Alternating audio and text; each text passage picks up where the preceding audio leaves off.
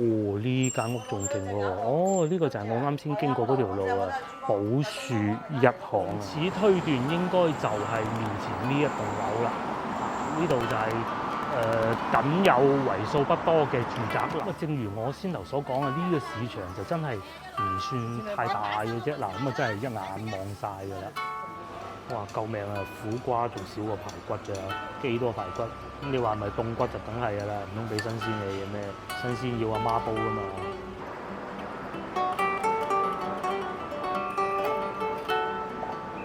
Hello， 各位觀眾大家好，我而家所在位置同福西地鐵站上邊。今集影片咧，我係會因應兩位觀眾嘅要求，去佢哋曾經住過嘅地方拍攝嘅。咁第一個地方咧，我會去同福西路裏邊嘅寶樹大街裏邊拍攝嘅。咁啊呢位觀眾咧就冇講話幾號門牌嘅，咁我就會喺嗰條街行下嘅。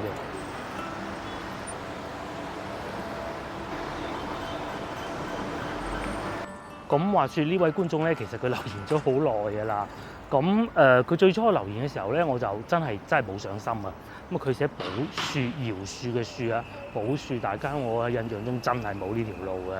咁就冇理啦嚇。簡單啲嚟講就係咁。後尾咧，佢就再次留言，同埋有另外一位熱心嘅觀眾就講啊，其實原來喺嗰個位置喎。咁我先去揾啊嚇，講聲唔好意思先。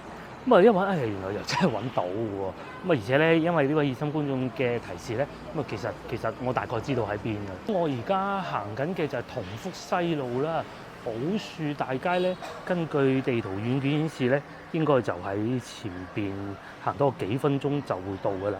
咁佢裏邊咧係好近洪德路啦，而且裏邊咧有比較多巷，同埋咧仲有寶路一巷添，有路啦，有樹啦，又幾得意喎！呢度起名。咁話說而家係晏晝4點半啊，呢度屬於海珠嘅老城區，咁啊路面上就梗係冇乜人㗎啦嚇。而且咧呢排準備考試啊，咁啊所以咧可能有啲同學仔會早啲放假，亦都唔出奇嘅。咁喺同福西啊、南華西呢邊咧就最多呢一種啦，騎樓。咁啊，另外咧呢度附近有地鐵站，之前都同大家講過啦，所以呢度附近交通出行就方便咗好多。我哋過對面馬路先。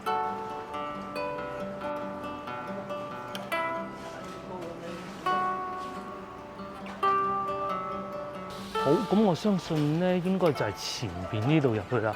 哇，隔離嗰度仲有洗手間添啊！條路不是太闊嘅，睇下我揾得啱唔啱先。哦，嗱呢度遮住咗啊，啱好遮住咗一個字，係咪？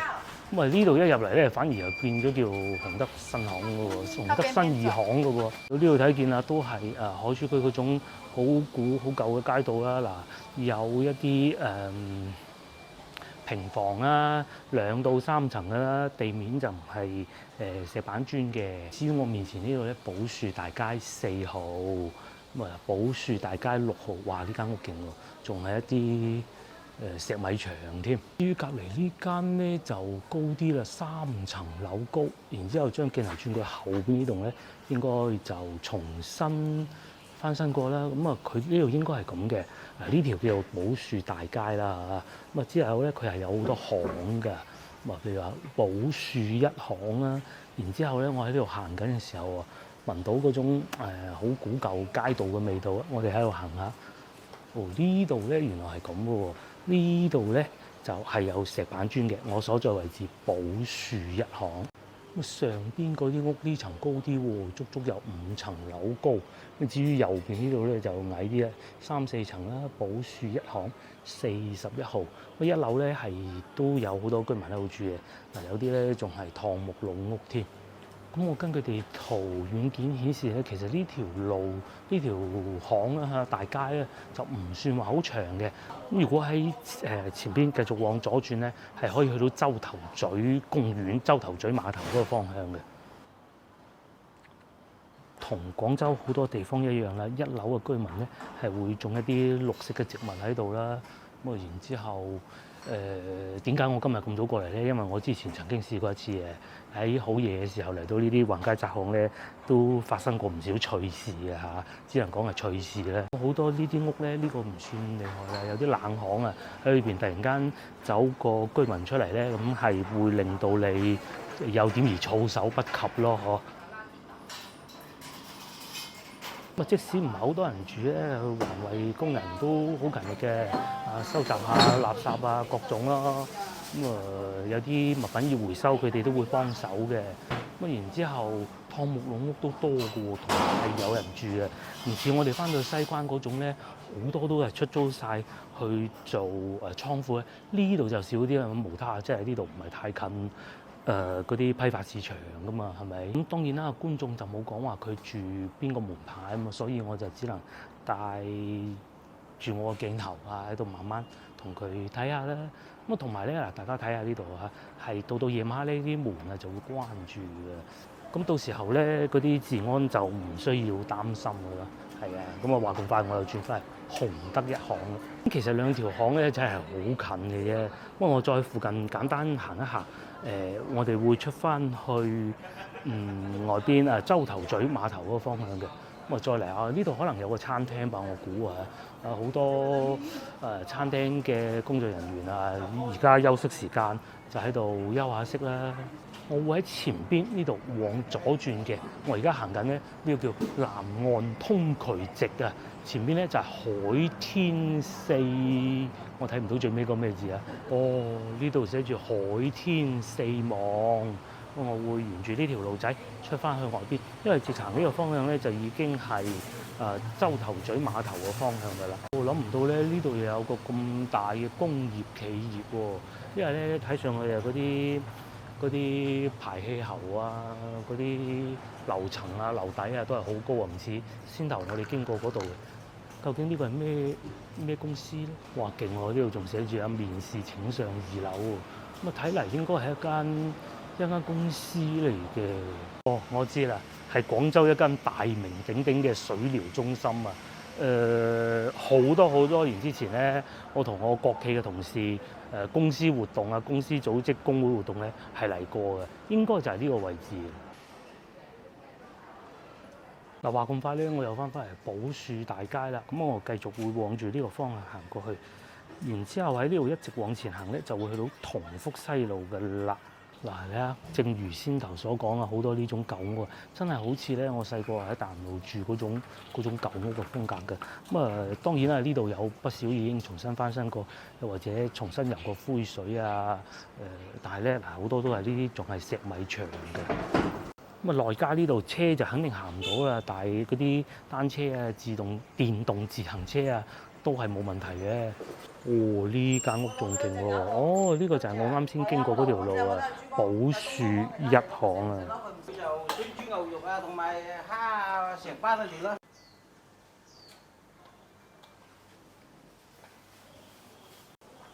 好啦，咁我相信呢位觀眾應該可以滿足得到佢噶啦。接落嚟下一個環節，我哋會翻過去工業大道中嗰度嘅。喺呢度過去咧就冇地鐵直達嘅。我睇下點樣過去先。好啦，經過大概30分鐘嘅車程啦，我就嚟到工業大道中啦。觀眾要揾嘅地方係291號之3，咁我先揾咗291號先啦。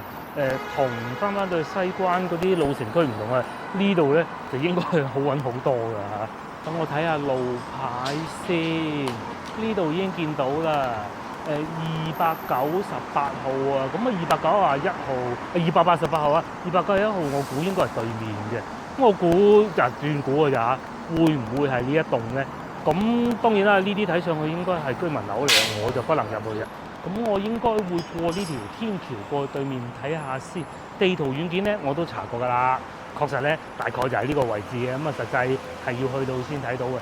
至於隔離呢度咧，就係大名鼎鼎嘅珠江醫院啦。我哋上橋。話說咧，呢度工業大道中附近咧係好多工業企業大細賣零配件又或者係一啲批發公司嘅。咁咧，因為呢度近紙廠啊，咁喺呢度附近咧，亦都會有啲好舊嘅住宅樓譬如正前方呢一棟啦。但係咧好多地方已經搬走咗，嗰啲居民已經搬走咗，有啲地方仲用嚟做籃球場添。咁當然呢啲係需要付費嘅。又或者我面前呢一棟樓咁啱啱就喺個行人天橋旁邊喎，睇嚟呢度住都唔會太安靜，應該係有人住。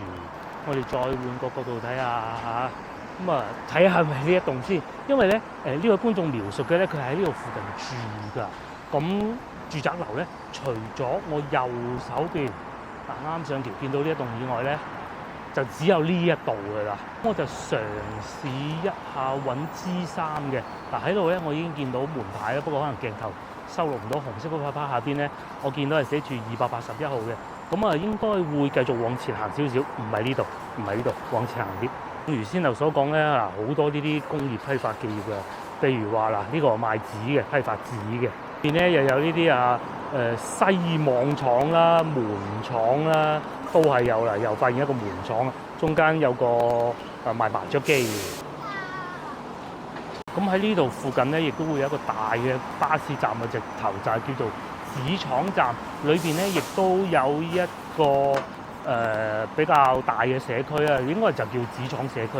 咁我哋揾完觀眾呢個地方之後咧，我哋可能會入去裏邊行下嘅，因為而家時間尚早，未係時候食嘢。再嚟睇下嗱，285號啊，呢度寫住特種紙啦，呢度就整門㗎啦，呢度啊整窗㗎啦，一應俱全啊，什麼都有啊。前邊有一個啦，係紙業公司啊，做紙嘅，應該嗰個係切紙機嚟嘅，如果我冇認錯嘅話嚇，呢個。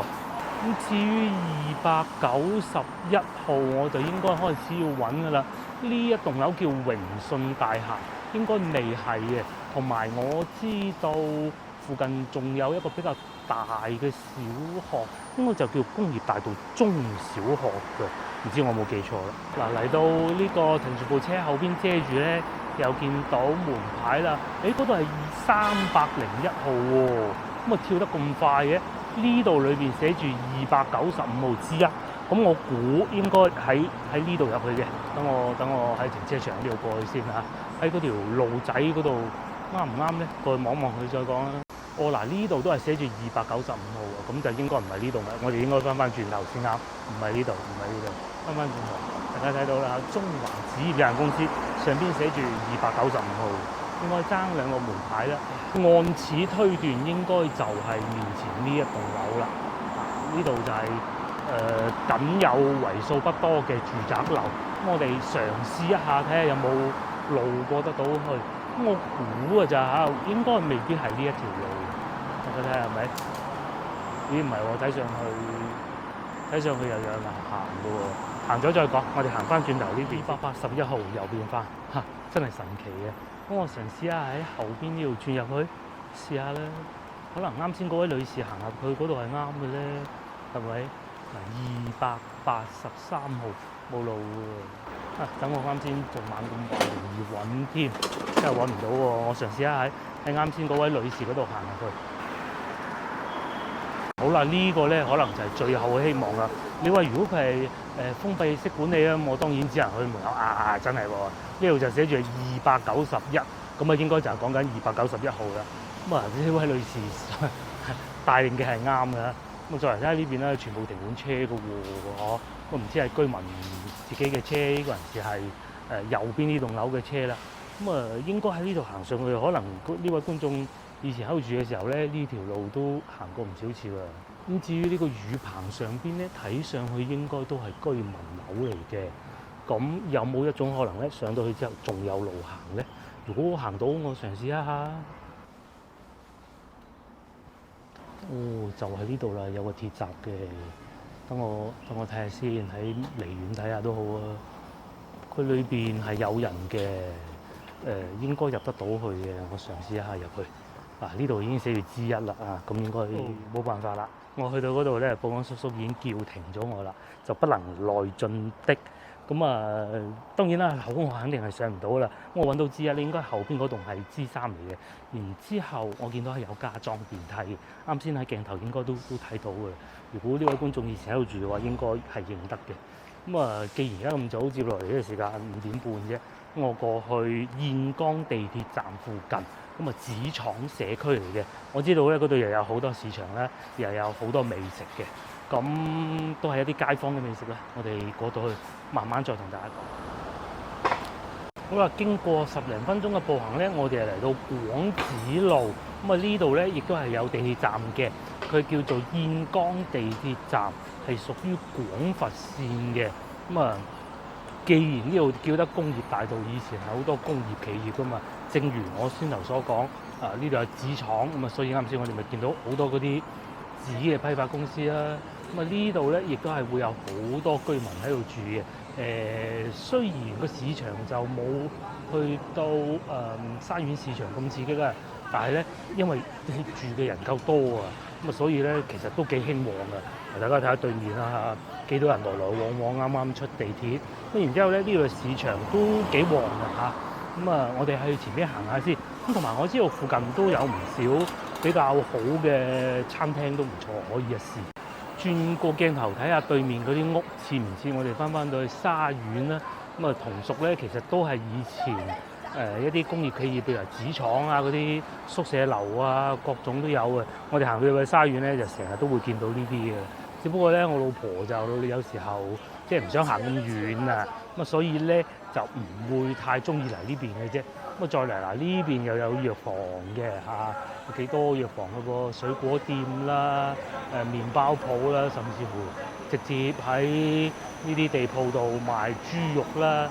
咁再嚟，大家睇下上邊呢度嗰啲樹係咪好夠年紀咧？全部都有氣根。咁至於喺呢邊咧，除咗紙廠以外咧，亦都有一個好重要嘅工業企業。其實啱先我都經過門口，不過冇影到，就係東方紅印刷廠啦。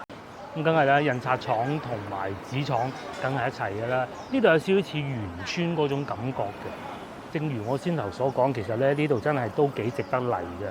嗱，譬如話又有嘉明洋啦，無非就係坐多幾個站地鐵嘅咁啊。不過中間要喺沙縣轉線咯，嗬。對面仲有廣州醫科大學附屬醫院西院區，咁我哋可以稱之為廣醫二院西院區啦。甚至乎仲有榴蓮賣啦，又有金枕頭啦。而家好似平翻好多啊，25蚊係嘛？之前嗰啲咧，其實咁嘅質素啊，係會比較貴嘅。咁甚至乎有包點鋪啦，又有藥房啦，再嚟前邊竟然仲有個新華書店添，係啊，紙廠書店同埋印刷廠都有啦。我哋繼續行下，應該如果我冇記錯，喺前邊往左轉係會一個市場。咁今日冇帶老婆過嚟，我梗係唔會喺市場度買嘢啦。不過咧，亦都帶大家睇下。再嚟之前同大家睇過元記雲餃，係咪有雲吞食嘅咧？好多街坊市民啊，接完小朋友放學，咪喺度食個下午茶先啦。咁再嚟呢度咧，就有部巴士翻到去我屋企附近添喎。220啊，已經經營咗好多年㗎啦。會經過江南西嘅，如果我冇記錯就。我哋嘗試下喺呢度轉過，我記得我直播嘅時候曾經嚟過嘅。呢度入去好似冇乜路行嘅啫，我哋行下呢邊啦，不如。咁啊，我記得對面都好多餐廳嘅，又有超市啦，好似仲係幾個月之前嚟直播過。不過可惜啦，而家直播器材冇辦法啦，用唔到，咁所以直播就好耐都冇進行過咯。再嚟呢度仲有魚蛋粉同埋賣粽添嘅喎，睇上去幾好啊！嗱，我同大家講啊，依家咧我揾餐廳咧好食就係其中一個啊，冷氣夠都係啊！哇，呢度仲有現炸魚奶千寶兩，哇，好吸引啊！睇上去雖然好似新啲又唔係老字號，但係都吸引嘅喎。而且咧喺得呢啲老城區，嚴格嚟講，我覺得都算老城區。第一，樹木夠多；第二咧，其實住喺度好多街坊市民咧，都係因為拆遷所以搬過嚟嘅㗎。咁啊所以我講老城區咧就係咁嘅原因啦，而唔係話翻到去西關啊，甚至乎我先頭去到同福路嗰種老城區嘅。對面又有電信公司啦，又有藥房啦，上邊就係啲住宅樓啦。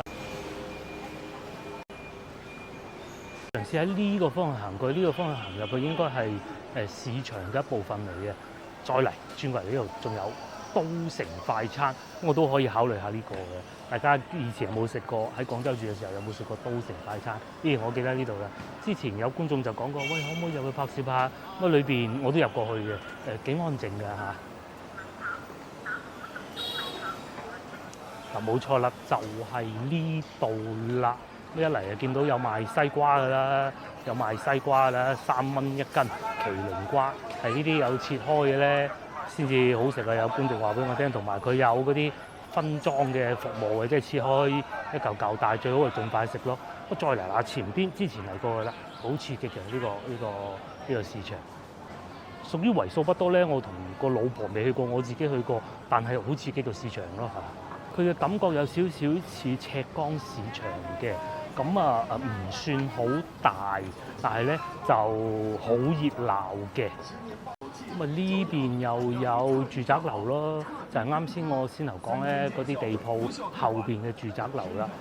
呢邊行過應該唔係市場嚟嘅，因為我之前行過一次啦。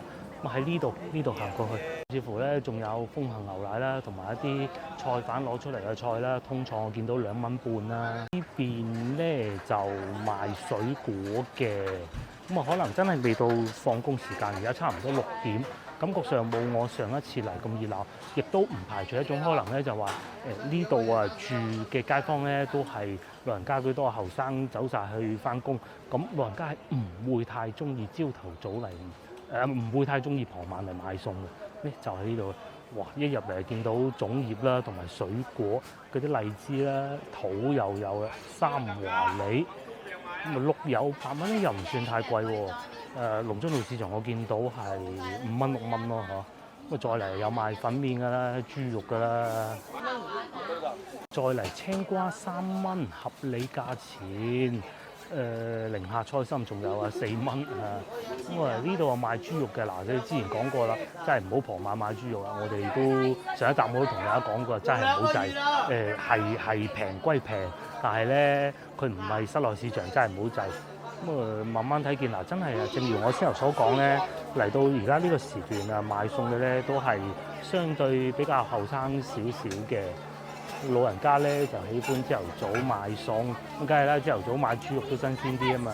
黃皮又有啦，西瓜4蚊喎，貴啲喎。奇異果各種都揾得到嘅。正如我先頭所講呢個市場就真係唔算太大嘅啫。嗱，真係一眼望晒㗎啦。咁佢呢個市場咧，其實呢度仲有出口，我記得出去都係市場一部分，我唔知有冇記錯啊。我哋行下再講啦。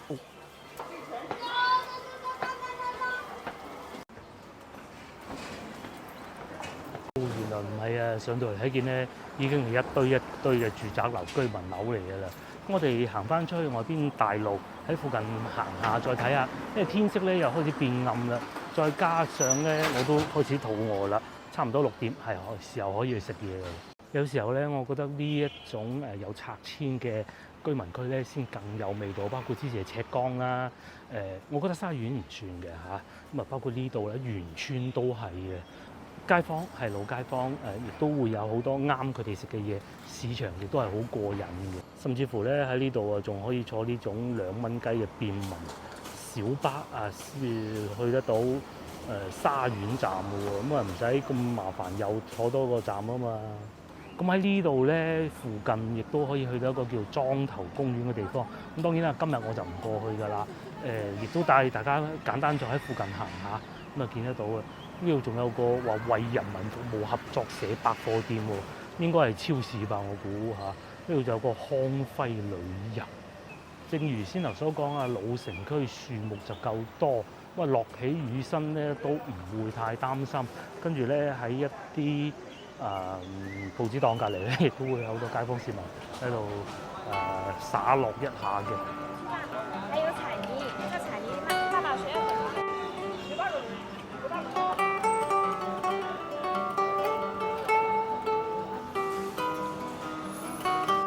咁今晚食嘅首選咧就係呢個潮州魚蛋粉。不過咧，我記得前邊都仲有幾間好似唔錯嘅。我而家就過去睇下先。多幾個選擇冇壞嘅。我講嘅咧就係呢幾間啊。呢個哇勁喎，粵和粥品。應該話咁大碟，好明顯我食唔到啦。跟住前邊咧仲有一個潮汕砂鍋粥嘅。朝頭早咧好似仲有飲茶㗎。咁呢度食烤魚啊、辣嗰啲，呢個韓國菜。咁隔離仲有個茶室添，即係應該飲奶茶嗰啲吧嚇。我講飲茶就係呢度啦，應該係呢個武林廚神好似佢以前係會闖埋出嚟外邊，或者誒變成係早市嘅時候會啦。咁甚至乎後邊咧仲有個銀記腸粉添。呢個最出名當然就係對面嘅慈記宵夜啦。我記得我上次嚟嘅時候咧，當時仲係疫情期間。冇辦法，門都唔開。咁啊，然之後依家就梗係開檔啦。但係一個人食呢啲好似未免又太誇張吧？我哋再喺前邊行下，因為前邊咧仲有幾棟好勁嘅嗰啲住宅樓嘅。呢度個商場叫廣子天地匯啊，旺㗎噃嚇。似乎前邊啦，仲有飲啤酒啦，仲有咩老高雞煲啦。潮汕菜啦，銀記腸粉啦，銀記腸粉講過。咁喺呢度行過去咧，就係嗰啲高尚住宅樓啦。咁啊，再喺前邊咧，我知道，因為我行過，應該係入唔得到去嘅。睇下今次可唔可以先。如果可以嘅話，我都過去睇，因為我上次係冇經過。好，足之咧，我都係入咗嚟都城啊嚇。咁啊，就係因為咧呢度真係坐得又夠舒服。又夠闊落，咁啊睇下我食啲咩啊！咁今日咧我係點咗一個燒鴨飯套餐嘅，佢係配埋一個湯。咁如果唔配湯，好似係21蚊。呢個係燒鴨飯，OK 嘅噃。咁啊喺度向大家科普一下先啊。都城係一個乜嘢嘅餐廳咧？香港觀眾可能真係未必會知嘅。咁啊，其實係廣州式啊，有少少似茶餐廳咁，佢有凍檸茶飲啦，又有好似呢啲燒鴨飯食嘅。咁而且咧，佢哋仲有明爐嘅，即係自己呢度燃燒燃切嘅，因為始終係一個比較大型嘅快餐店嚟㗎，已經做咗好多年㗎啦。同埋仲有一件事咧係好得意嘅。好耐之前咧，依家就梗係好多人都係點外賣啦。其實好耐之前咧，都城咧已經開始做外賣呢一個服務嘅提供咗。咁所以咧，好多喺寫字樓嘅人咧，佢哋就會去都城解決佢哋中午飯。咁然之後咧，佢哋會安排啲姐姐喺地鐵站附近派傳單。有啲人有啲打工仔咁啊要食飯喎，嚟唔到喎，要喺寫字樓咁點辦咧？就會叫都城㗎啦。咁佢哋嘅出品咧係幾好嘅，真係。首先咧，佢哋嘅飯係任加㗎，咁你可以唔要湯嘅啫嘛，你唔要湯都就係21蚊。你而家喺廣州咧包埋送餐嘅話咧，有咁好環境咧，21蚊咧並不太多。甚至乎咧有好多老街坊啦、叔叔阿姨啦、同學仔啦，都係喺度解決佢哋嗰一日三餐嘅。係啊，佢哋仲有早餐嘅。咁我以前係成日食都城嘅早餐嘅，依家就當然少咗啦。大家睇下，就算呢啲配菜咧，都唔係話好 hea 嗰種搭兩條菜俾你，甚至乎啲菜咧，佢都係唔係搭住俾你咁樣嘅。試啖湯啦。咁我呢個係苦瓜排骨湯嚟嘅，夏天就梗係飲苦瓜排骨湯最好嘅啦。哇！救命啊！苦瓜仲少過排骨㗎，幾多排骨？咁你話咪凍骨就梗係㗎啦，唔通俾新鮮你嘅咩？新鮮要阿媽煲㗎嘛。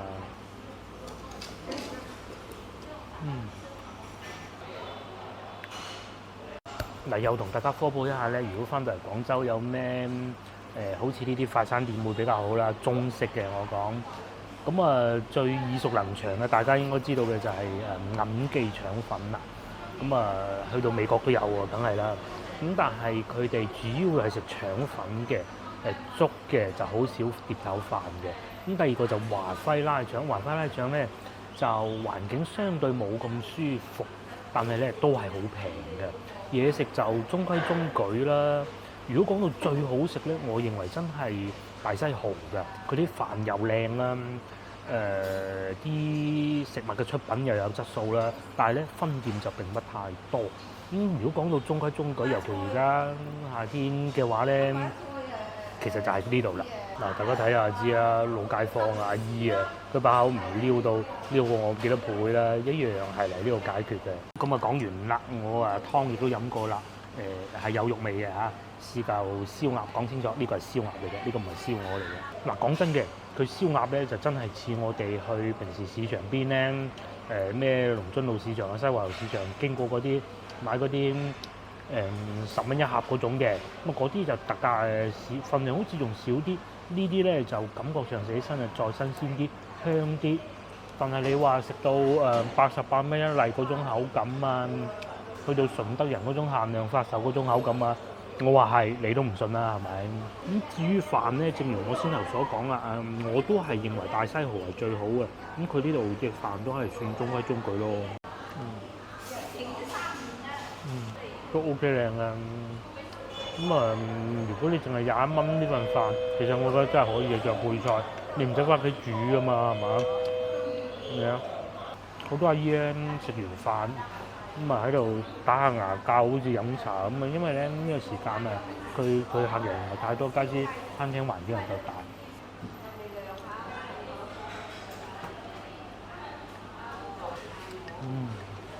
嗱好啦，今日呢集影片咧到呢度為止啦。